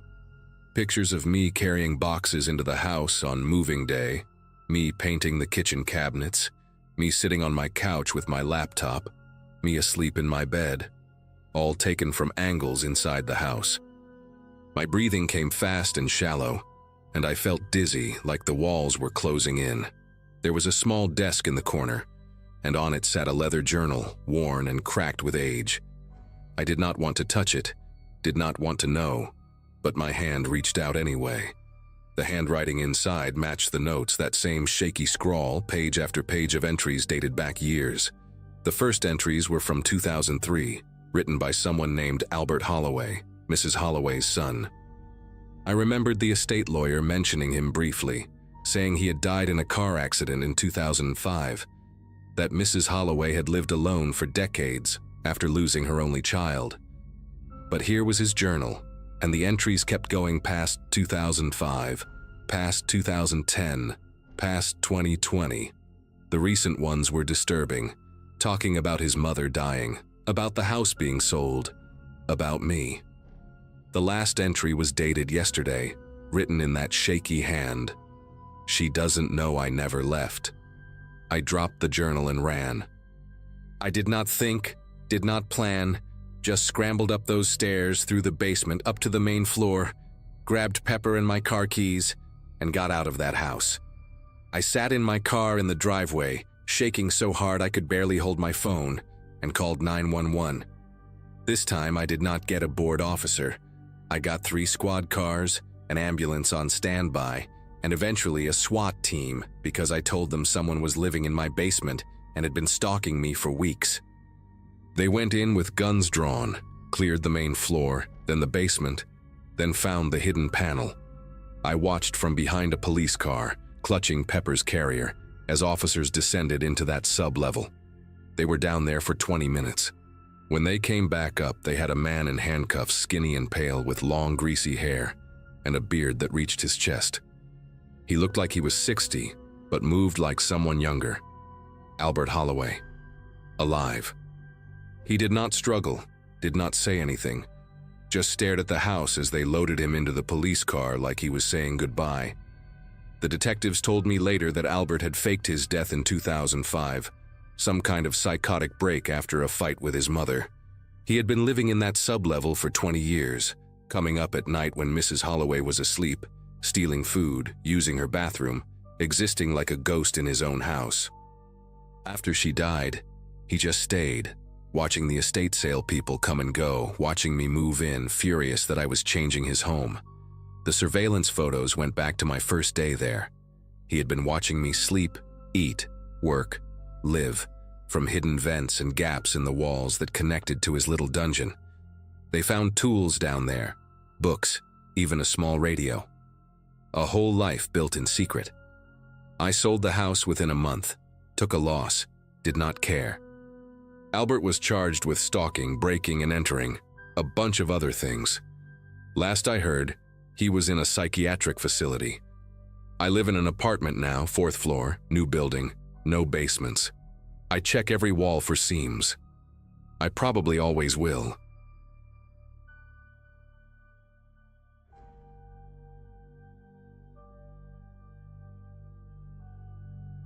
The auctioneer's gavel hit the podium at $63,000, and just like that, I owned 4 acres of overgrown Wisconsin farmland with a house I'd only seen in grainy photographs. My ex-wife would have called it insane, dropping that kind of money on a property site unseen, but that was exactly why I did it. The divorce papers had been signed for 2 months, and every street corner in Madison reminded me of something I wanted to forget. I needed space, literal and mental, somewhere I could tear things apart and rebuild them however I wanted. The real estate agent met me at the property 3 weeks later, handing over the keys with an apologetic expression that should have been my first warning. She mentioned the previous owner had died in a nursing home, that the place had sat empty since 2011, that I'd need to do extensive clearing before it resembled anything livable. She wasn't exaggerating. When I pulled up that Friday afternoon in May with my German Shepherd mix Charlie riding shotgun, the farmhouse looked like something from a horror movie set. White paint peeled off in long strips, the porch sagged dangerously on one side, and the windows were so caked with grime they reflected nothing but dark squares. The yard had disappeared entirely under waist-high grass and weeds, thick enough that I couldn't see where the property line ended. Charlie bolted from the truck the second I opened the door, vanishing into that jungle of overgrowth with his tail high. I grabbed my toolbox and started hacking a path to the front door, sweat soaking through my shirt within minutes. Inside wasn't much better. Dust covered every surface in a thick blanket, the hardwood floors were scarred and stained, and the kitchen appliances looked like relics from the Nixon administration. But the structure felt solid, the rooms had good light, and when I stood in the empty living room I heard absolutely nothing. No traffic, no neighbors, no voices, just wind moving through the fields. I set up an air mattress in the largest bedroom on the first floor, the one with windows overlooking the backyard, and fell asleep that night to the sound of Charlie's steady breathing beside me. The real work started that weekend. I spent Saturday morning just mapping out what needed to be done, walking the property line with a machete I'd bought specifically for clearing brush. The backyard was the worst of it, a solid acre of tangled weeds, wild grass, and volunteer trees that had sprouted up in the years of neglect. An old wooden shed stood near the back fence, its roof partially collapsed, surrounded by vegetation so thick I almost missed it entirely. I decided to start there, figuring if I could clear around the outbuildings first, the rest would feel less overwhelming. Charlie followed me everywhere, nose to the ground, investigating every smell with that intense focus dogs get when they're onto something interesting. Around noon, while I was pulling up a stubborn patch of thistle near the shed, he started digging. Not the casual pawing dogs do when they're bored, but aggressive, purposeful digging, sending dirt flying behind him in huge sprays. I called him off twice, but he kept returning to that same spot, a patch of ground about 6 feet from the shed's east wall. His paws worked frantically and he made these low whining sounds in his throat, the kind he'd never made before. I finally walked over and grabbed his collar, pulling him back to examine what had him so fixated. The dirt there looked different, darker and more compact than the surrounding soil, almost like it had been disturbed and then settled differently over time. I figured maybe the previous owner had buried trash there, or maybe there was an old septic line Charlie could smell. I stuck a shovel in to move him along, planning to just fill the hole back in. The blade sank into the earth easier than it should have, hitting something solid about 2 feet down. Not rock solid, but something with give to it, wrapped in something that crinkled. My first thought was garbage bags, maybe old lawn waste the previous owner had been too lazy to haul away. I dug wider, clearing more dirt, and that's when I saw the edge of it. Thick plastic sheeting, the industrial kind, yellowed with age and soil. I should have stopped right there. Should have filled it back in and called someone, or just left it alone entirely. But curiosity works like a hook, and once it's in you, it pulls. I cleared more earth away, working carefully now, and the plastic became more visible, wrapped around something large and distinctly shaped. The afternoon sun beat down on my neck as I squatted there, hands covered in dirt staring at what I'd uncovered. Then the smell hit me, faint but unmistakable even after all these years. That sweet, sick odor of decay that never fully leaves once organic matter has broken down. My stomach turned, and I stood up fast, the shovel dropping from my hand. Charlie had stopped digging and was sitting about 10 feet away, watching me with his ears pinned back. I pulled my phone from my pocket with shaking fingers and dialed 911, my voice coming out steadier than I expected when the dispatcher answered. I told her I'd found something buried in my yard, that I thought it might be human remains, and she kept me on the line while she sent units out. The sheriff's department arrived within 30 minutes, 2 deputies followed by a detective named Vogt, a heavy-set woman in her 50s with gray streaking through her dark hair. She took one look at the partial excavation, made a phone call, and within an hour my backyard had transformed into a crime scene. Yellow tape, evidence markers, a team in white suits carefully removing layer after layer of dirt and plastic. They made me wait on the front porch with Charlie while they worked, and I sat there for hours, watching vehicles come and go, watching more people show up with cameras and equipment. Detective Vogt came to talk to me around sunset, her face giving nothing away. She asked how long I'd owned the property, whether I knew the previous owner, whether I'd noticed anything unusual beyond what Charlie had dug up. I answered everything honestly, showed her my auction paperwork, explained that I'd moved in less than a week ago. She nodded, taking notes, then told me they'd confirmed human remains, mostly skeletal at this point, wrapped in plastic and buried approximately 3 feet deep. They'd also found personal effects with the body. A wallet, she said, with identification inside. The name on the driver's license was Howard Ernest Shipley, issued in 1984, expiration date stamped 1987. The photo showed a thin man with dark hair and a mustache, the kind of grainy Department of Motor Vehicles picture that makes everyone look vaguely criminal. Detective Vogt showed me a photocopy while we sat at my kitchen table 2 days later, after the remains had been removed and the forensics team had finished processing the scene. She'd come back to ask follow-up questions, and I could tell by her body language that something wasn't adding up for her either. I asked the obvious question, who was he? She tapped her pen against her notepad and said that was the problem. Howard Ernest Shipley had no missing person report filed anywhere in the state. No family members had ever reported him gone, no employers, no friends. The address on his license traced to an apartment building in Milwaukee that had been torn down in 1993. They'd run his social security number and found he'd stopped filing taxes after 1987. No death certificate, no records of him past that year. He'd essentially vanished, and nobody had noticed or cared enough to report it. I asked how that was possible, and Vogt just shrugged, her expression tired. She said it happens more than people think, especially back then before everything was connected digitally. Someone with no close family, maybe estranged from relatives, living on the margins of society, they could disappear and leave barely a trace. She asked again if I'd found anything else unusual on the property, any other disturbed ground, anything that seemed out of place. I told her no, and she handed me her card, told me to call if anything came up.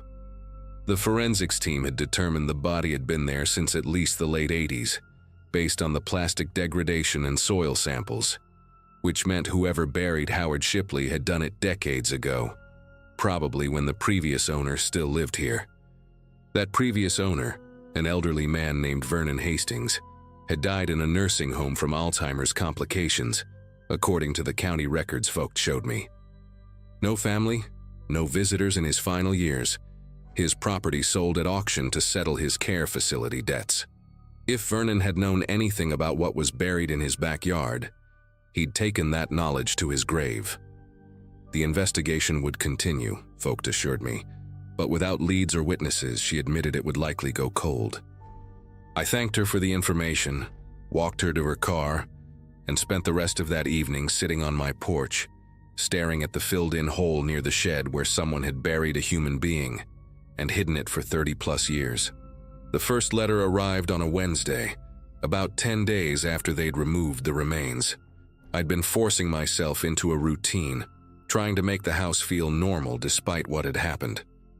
I'd finished painting the living room, replaced some rotted boards on the porch, spent my days doing anything to avoid thinking about the fact that someone had died on my property and been hidden there for longer than I'd been alive. The envelope was in my mailbox when I went to check it that afternoon. Plain white, no return address. My name and address written in neat block letters with blue ink. No stamp, which meant someone had placed it directly in the box. I opened it standing right there at the end of my driveway, figuring it was probably a notice from the county or something related to the investigation. Instead, I found a single sheet of lined paper, the kind you'd tear from a spiral notebook, covered in that same precise handwriting.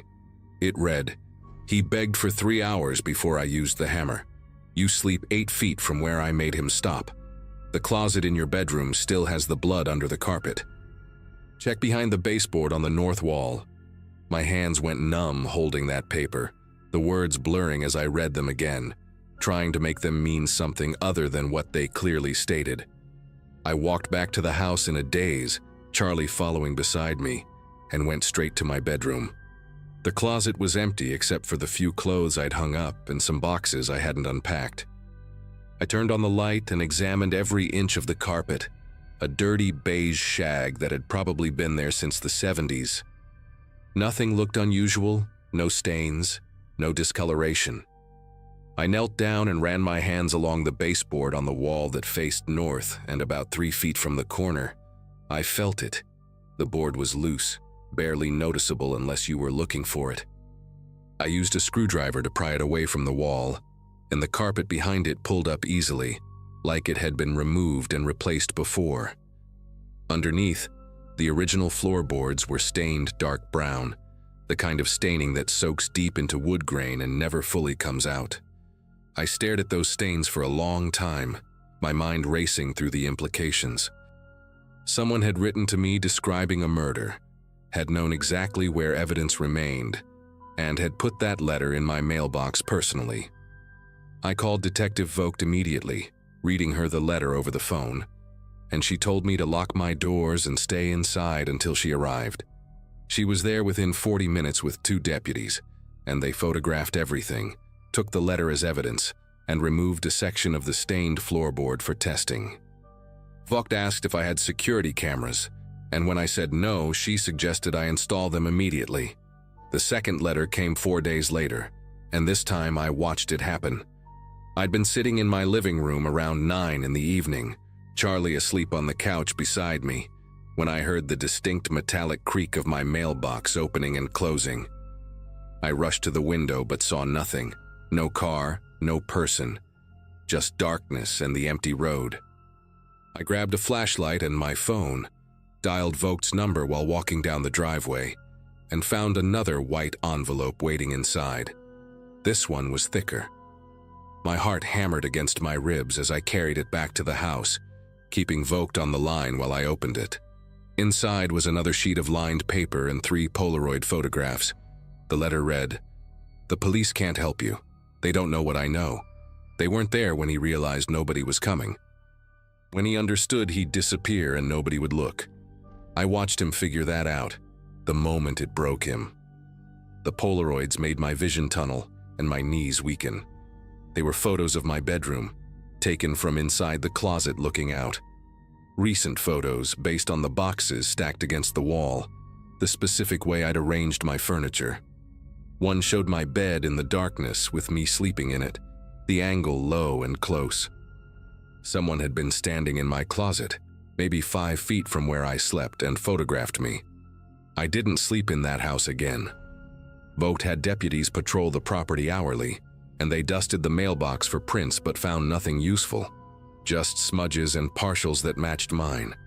The Polaroids were analyzed, but Polaroid film doesn't leave the kind of traceable information digital photos do. The handwriting analysis confirmed both letters were written by the same person, someone patient and deliberate, based on the consistent lettering. Vogt brought in a criminal psychologist who said the writer demonstrated detailed knowledge of the crime, likely the perpetrator or someone close to them, and was fixating on me specifically because I'd discovered the body and disrupted their secret. The psychologist suggested the killer might have visited the gravesite regularly over the years, maintaining a connection to what they'd done, and my presence had shattered that ritual. That thought terrified me more than anything else. The idea of someone standing in my yard at night, staring at the spot where they'd buried Howard Shipley decades ago, watching my windows. I moved into a motel in Madison and put the property up for sale immediately, hiring a company to pack my belongings and get them into storage. Charlie stayed with me, and I installed a security system in my motel room, cameras pointing at the door and window. Detective Fote called me every few days with updates that never went anywhere. The blood on the floorboards matched the age of the remains, but DNA degradation made it impossible to confirm it was Howard Shipley's without living relatives for comparison, and they couldn't find any. The breakthrough came from an unexpected source 5 weeks after I'd left the property. A retired postal worker named Eileen Drummond contacted the sheriff's department after seeing news coverage about the investigation. She'd worked the rural route that included my property from 1982 until 1998, and she remembered Vernon Hastings well. More importantly, she remembered his nephew, a man in his 20s who'd lived with Vernon periodically throughout the 80s, helping him maintain the property during what Eileen described as difficult periods. She remembered because the nephew made her uncomfortable, the way he'd watch her from the windows when she delivered mail, how he'd sometimes be standing at the end of the driveway waiting for her, asking strange questions about her route and schedule. She'd reported it to her supervisor once, but nothing came of it.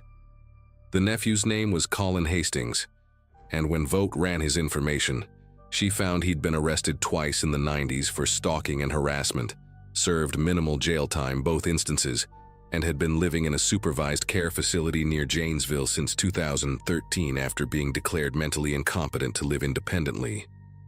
He was 61 years old, diagnosed with severe obsessive-compulsive disorder and paranoid tendencies, and according to facility records, he'd been requesting day passes every week since May, specifically asking to visit the family property in the county where my farmhouse sat. Vogt and 2 deputies went to interview Colin at the facility, and the moment they mentioned the letters, he started talking. Not confessing exactly, but speaking in circles about keeping watch and maintaining what Uncle Vernon left behind, and how I'd disturbed something that was meant to stay quiet. They searched his room with the facility's permission and found a box under his bed containing newspaper clippings about the property sale, printed satellite images of my farmhouse with dates and times written on them, and a camera loaded with Polaroid film. When confronted directly about Howard Shipley's death, Colin went silent, rocking in his chair and repeating "Uncle Vernon handled it" over and over. They couldn't get him to elaborate, but the facility director confirmed that Colin had been fixated on his uncle's old property for years, that he'd been devastated when he learned it had been sold at auction. The director also confirmed Colin had been signing himself out for supervised day passes since late spring, always requesting to go for drives in the country. The timeline matched perfectly with when I'd moved in and when the letters arrived. Folk told me they'd revoked Colin's day pass privileges permanently and were pursuing charges for criminal trespass, stalking, and harassment. As for the murder itself, Colin wasn't talking, and with Vernon dead and no other witnesses or evidence, they might never know exactly what happened to Howard Shipley that night in 1987. Only that he'd died in that house and been buried by someone who kept the secret for decades. I sold the property 3 months later at a significant loss, and honestly, I didn't care. The new owners were a young couple from Illinois who knew the full history and planned to demolish the house entirely and build new. I hope they did. I hope they tore that structure down to the foundation and started completely fresh, erasing whatever happened in that bedroom all those years ago. I moved to an apartment complex in downtown Madison, 3rd floor, with neighbors on all sides and security cameras in every hallway. Charlie adjusted better than I did, though he still sometimes stares at closed doors in a way that makes my chest tighten. I sleep with my closet door open now, always, and I've installed motion sensor lights in every room. Vogt told me last month that Colin had been transferred to a more secure facility after he tried to leave during a group outing, saying he needed to check on the property. The case of Howard Shipley's murder remains officially open, but realistically cold. Sometimes I wonder if Vernon actually killed him, or if Colin did it and Vernon helped cover it up, or if it was something else entirely that I'll never understand. What I do know is this: someone died alone and terrified in the room where I tried to sleep. and another person held on to that knowledge like a treasure for 37 years, visiting it, protecting it, obsessing over it until I accidentally dug it up and shattered their sick little ritual. I don't go near rural properties anymore. I don't even drive through the countryside if I can help it, and every time my mailbox creaks open, my whole body tenses, waiting for another white envelope that I know, logically, can't come anymore, but that some part of me will always be expecting.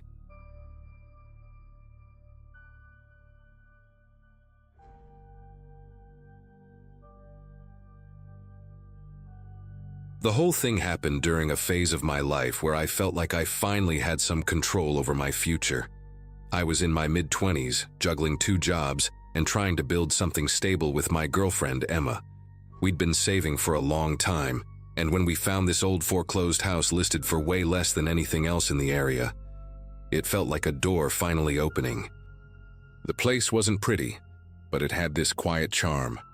Wide porch, creaking steps, and an overgrown yard that hinted someone once cared. We planned to fix it up ourselves, room by room. On the day everything started, we had spent the morning clearing rubble from what used to be the dining room, joking about how we were basically starring in our own home renovation show, except with worse lighting and no budget. By late afternoon, we were tackling the hallway walls, scraping paint and marking the studs so we could map out wiring. That was when I noticed a flat patch of wall that didn't match the rest. The texture felt different, too smooth, almost deliberate, like someone had tried to make it blend in but didn't quite understand how the original builder finished their surfaces. I mentioned it to Emma, and she ran her flashlight along the spot, narrowing her eyes the way she does when she's trying to solve a puzzle. She tapped it with a knuckle, and the sound came back dull, not hollow like the rest of the wall. We exchanged this quick, excited look, thinking maybe we'd found some old hidden storage or a sealed chimney. Honestly, the possibility of any cool old house secret felt like a victory.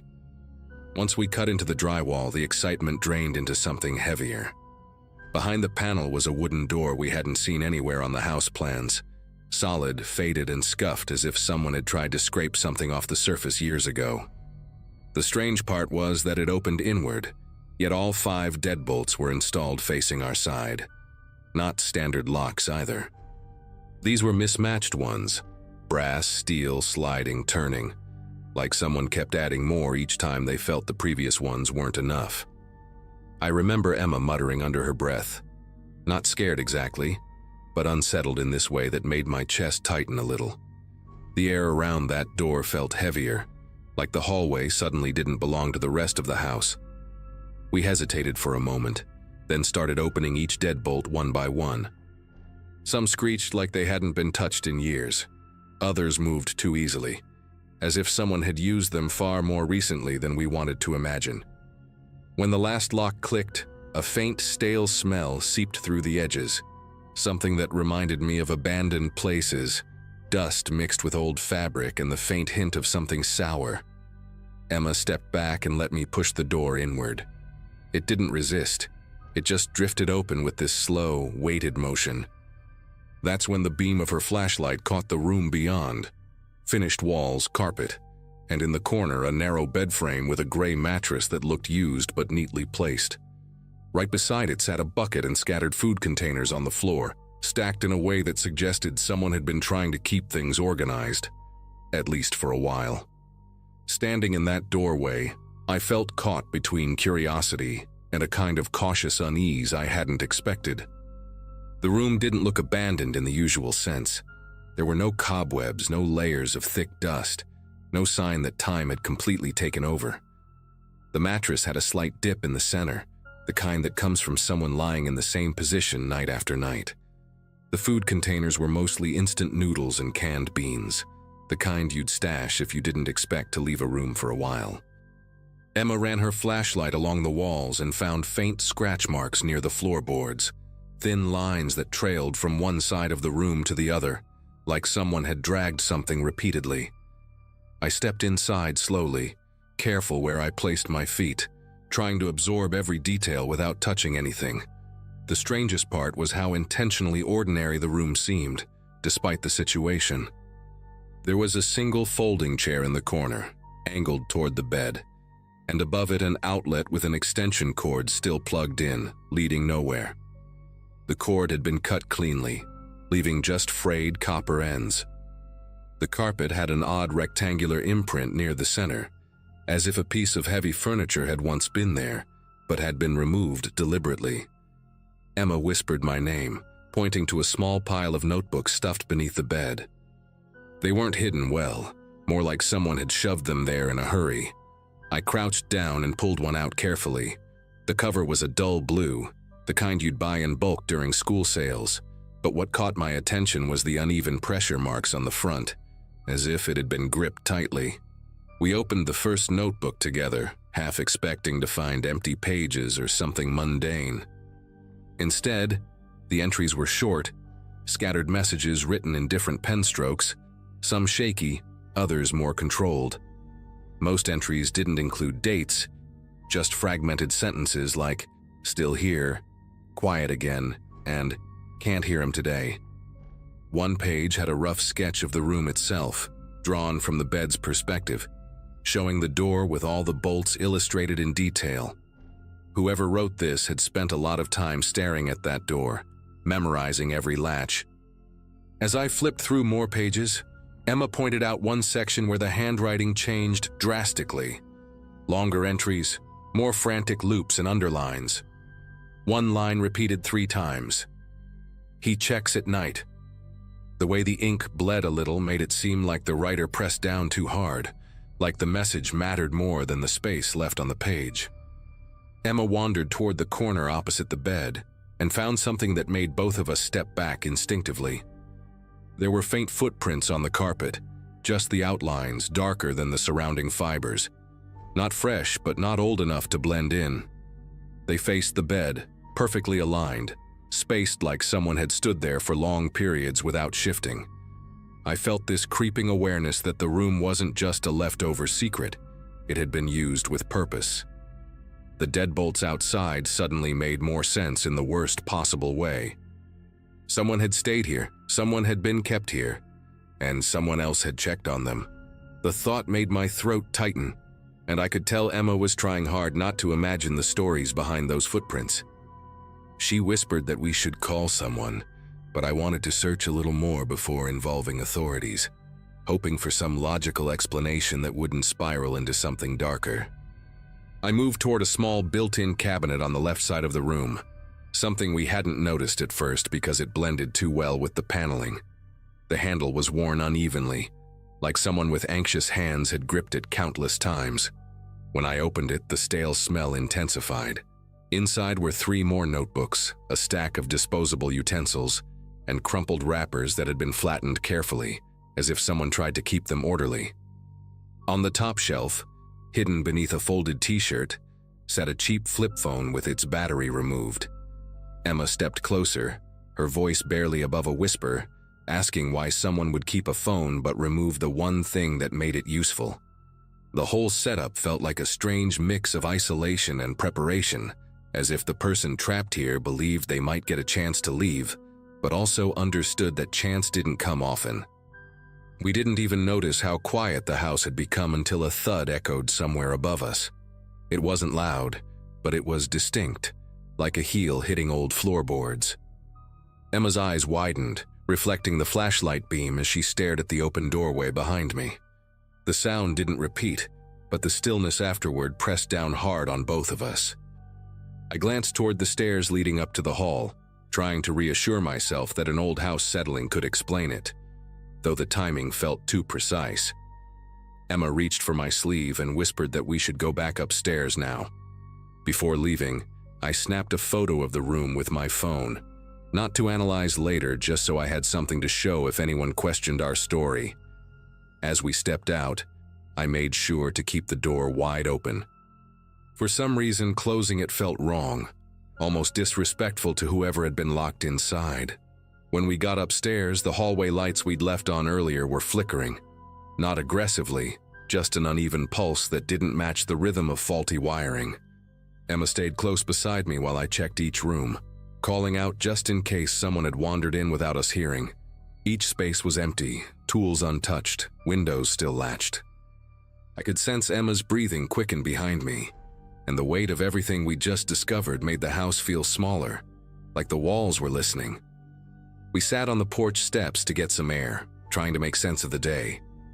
After a few minutes, Emma insisted we call the police not to accuse anyone, but because the room felt like something far beyond a renovation issue.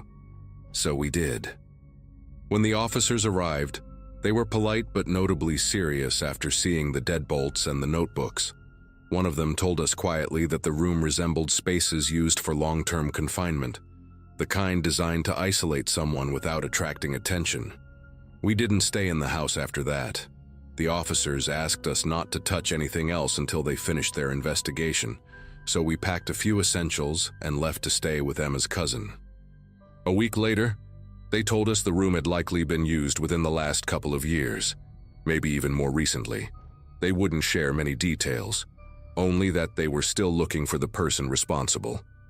We decided to walk away from the property entirely. The bank bought it back under some legal clause, and we never fought it. Even now, when I think about that room, the notebooks, the footprints, the heavy silence, I still wonder if the person who lived down there ever found a way out, or if the one checking on them still walks around free. I don't have answers, but leaving that house was the only choice that felt right.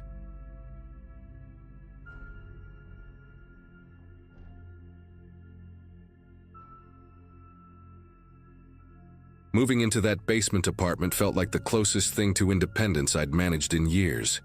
I was juggling research work, late-night writing sessions, and a fellowship that barely covered anything, so finding a place that didn't look like it might collapse was already a win. The house had this old charm that was hard to describe: peeling white paint, narrow stairways, and a weird floral smell that seemed baked into the walls. My landlord, a tall guy named Harold, had walked me through the space quickly, rushing past one tiny door in the corner and muttering that it was for building maintenance only. I didn't give it much thought at the time. I just needed a quiet place where I could sleep without the sound of undergrads partying a floor above me. The first couple of days passed without anything unusual. The apartment wasn't big, just a narrow kitchen, a small sitting area, and a bedroom with a window barely the size of a shoebox. Every sound echoed strangely down there. Pipes hummed, the water heater clicked, and sometimes the old wooden beams let out these long sigh-like groans that made the whole place feel alive in a tired sort of way. That little door in the corner remained locked, a plain metal handle and a faded sticker warning that only authorized personnel were allowed. I never saw anyone come or go. There wasn't even dust disturbed around it, which somehow felt odd in a basement. About a week in, I remember sitting at my tiny desk revising a chapter draft when I heard something that didn't blend with the usual basement noises. It wasn't a pipe, and it wasn't the house shifting. It sounded like a short, dry cough, human, unmistakably human, coming from the other side of that locked utility room. At first, I literally laughed under my breath, thinking maybe I'd been awake too long. But then it came again, louder this time, like someone clearing their throat deliberately. I felt this quiet tension crawl through the room, the kind that makes you lift your head slowly because you're trying not to confirm what you think you heard. I walked toward the door, not even sure why, maybe out of instinct more than anything. The air around that corner felt heavier, like it hadn't been stirred in years, and the overhead light flickered a little as I approached. I pressed my ear close to the wood, half hoping I'd hear nothing so I could chalk it up to imagination. Instead, I caught a low, muffled mutter, like someone talking to themselves in a tired, breathless way. It wasn't clear enough to make out words, but the rhythm was familiar. It was the sound of a person trying to steady their breathing. That's when a cold realization hit me. Whatever was behind that door wasn't mechanical, and definitely wasn't building maintenance. As soon as I stepped back from the door, I felt this strange mix of confusion and irritation building inside me.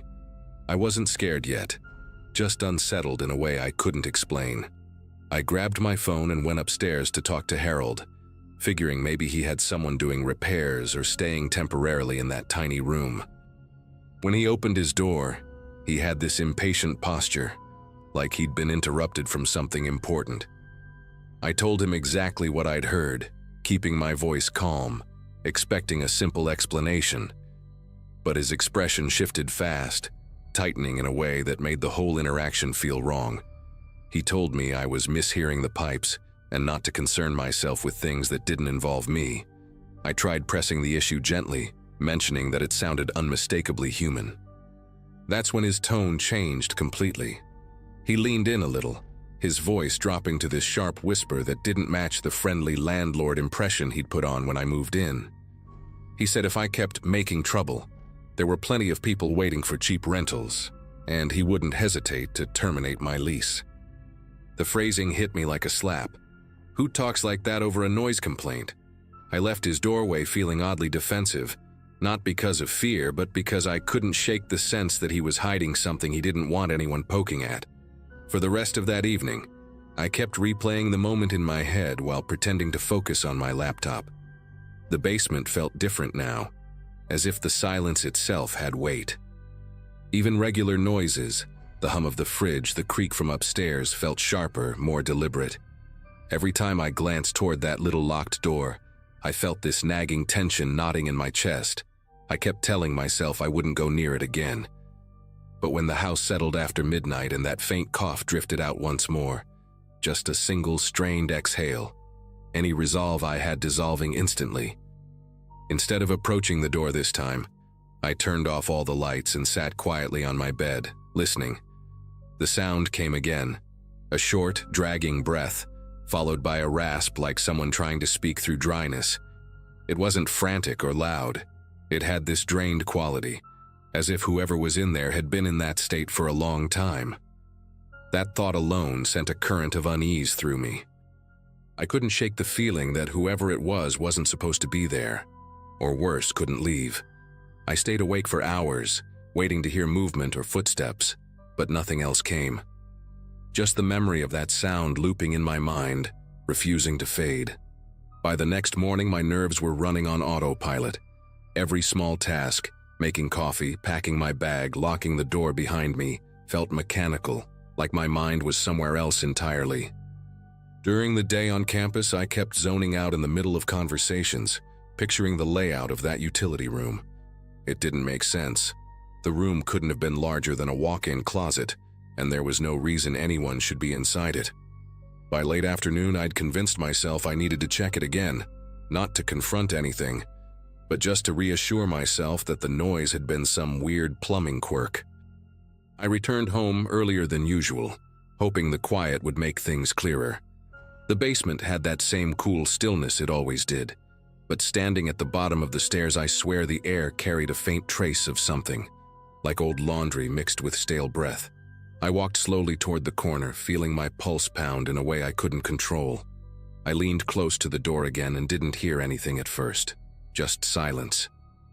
I must have stood there for a full minute before something brushed softly against the other side. A gentle shuffle, like fabric moving across concrete. It wasn't loud, but it was deliberate.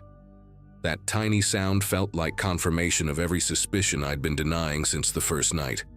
I backed away and went straight upstairs to confront Harold again, not caring if he got irritated. When he opened the door, he had this rigid posture, as if he'd been expecting me. I told him plainly that someone was inside that utility room and that it wasn't safe or normal. His reaction was instant. His face flushed, and he stepped forward, blocking the doorway with this tense stillness that made my instincts light up in alarm. He repeated the same threat as before, telling me he wouldn't tolerate accusations, and that tenants who couldn't respect boundaries didn't get to stay. There was something almost rehearsed about the way he said it. I didn't bother arguing. I turned around and left, but a new dread had settled in. If he was this protective of that door, then whatever was behind it wasn't just a problem. He was actively covering it up. That night, I made a decision. I packed my essentials, shoved everything into my car, and slept in the back seat outside a 24-hour diner. It wasn't comfortable, but at least I could rest without listening for coughs and whispers. The next morning, I returned only to give Harold my keys. I didn't explain anything, and he didn't ask. He just took them with this rigid expression that told me he was relieved to see me go. I moved into a new place within a week, and even now I sometimes think about that locked door. I've convinced myself someone was living in there, someone who wasn't supposed to be. I never found out who they were or why Harold hid them, but the sound of that weak, dragging breath still echoes in my memory whenever I walk past a closed door in an old building, and I've never rented a basement apartment again.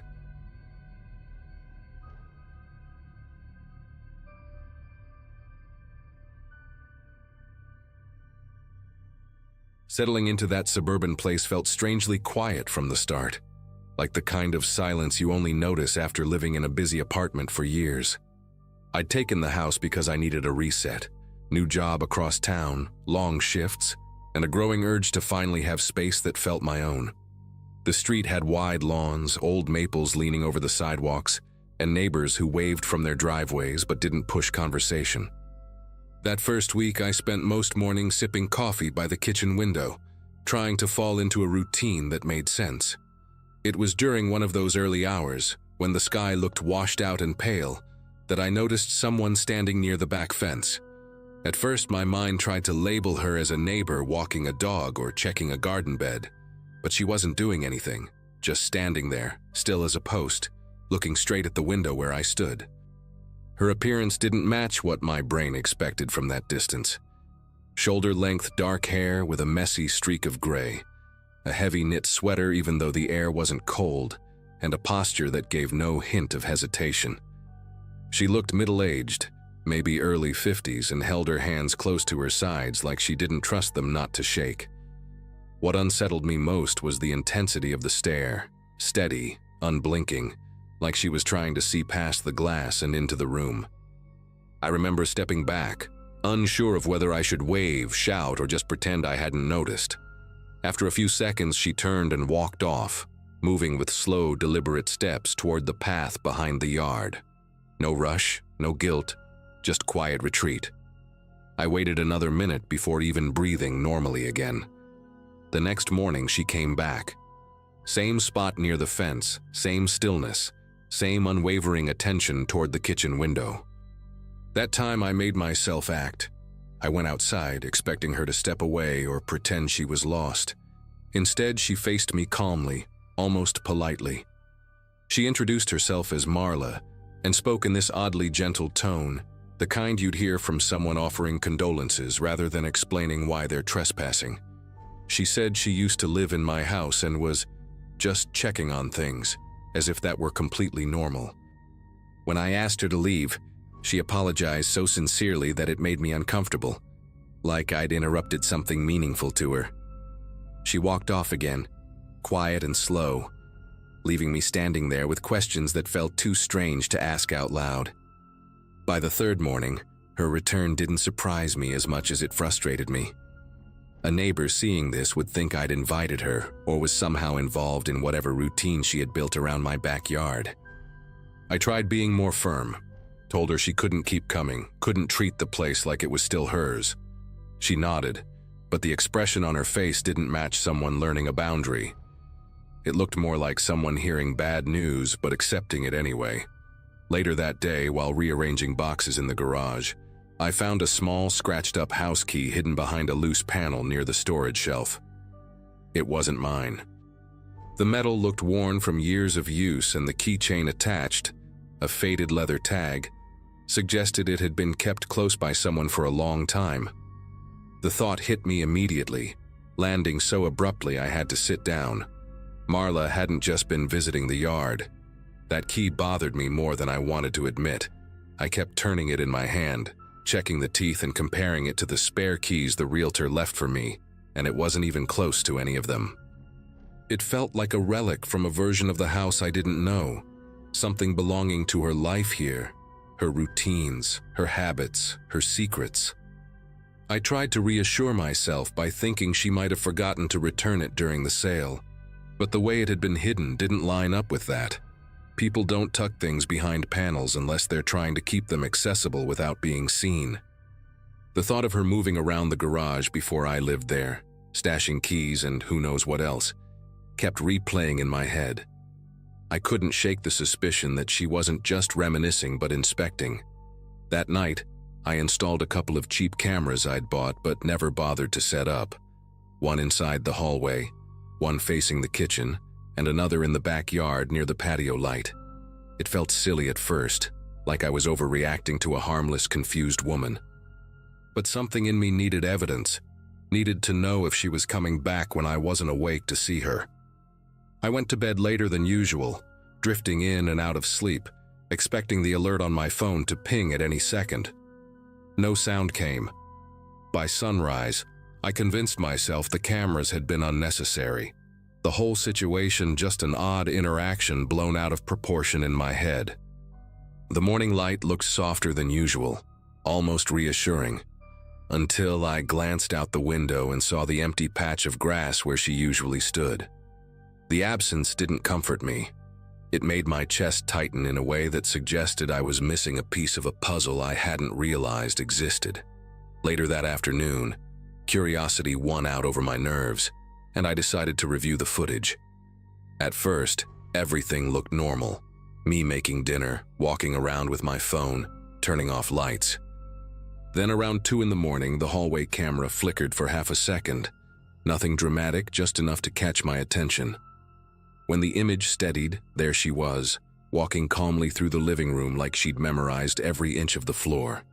She didn't rush, didn't hesitate. She moved with the kind of familiarity you only see from someone navigating their own home in the dark.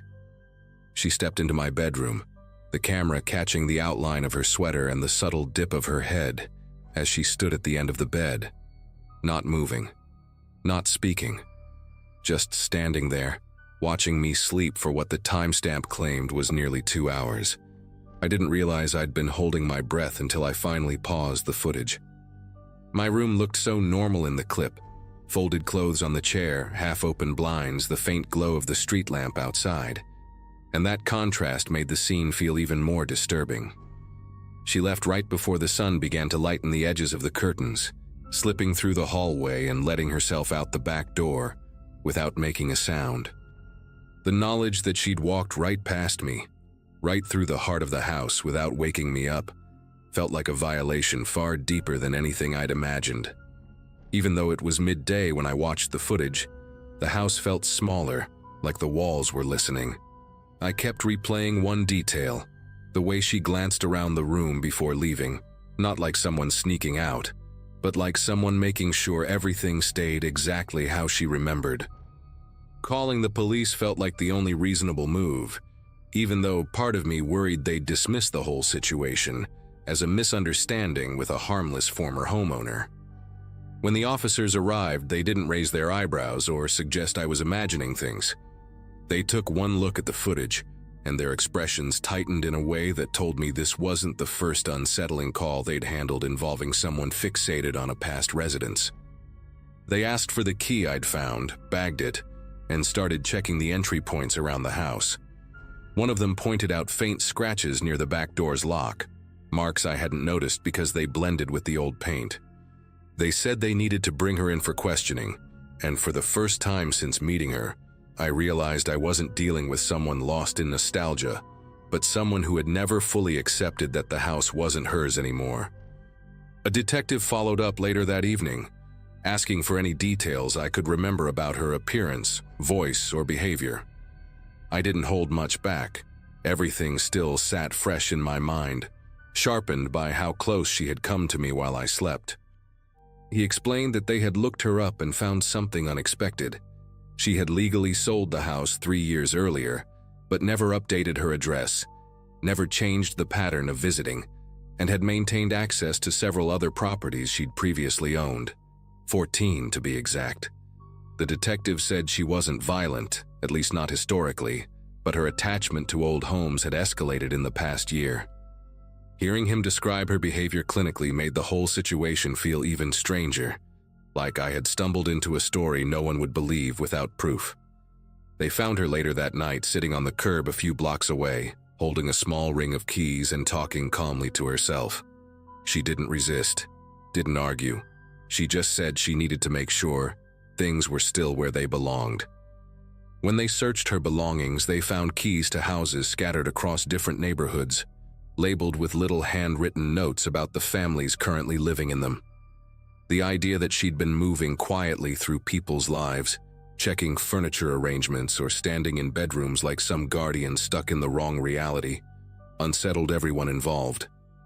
The officers told me they'd restrict her access and set up a court order to keep her away from my property, promising to patrol the area more frequently for a while. Life eventually settled back into something close to normal.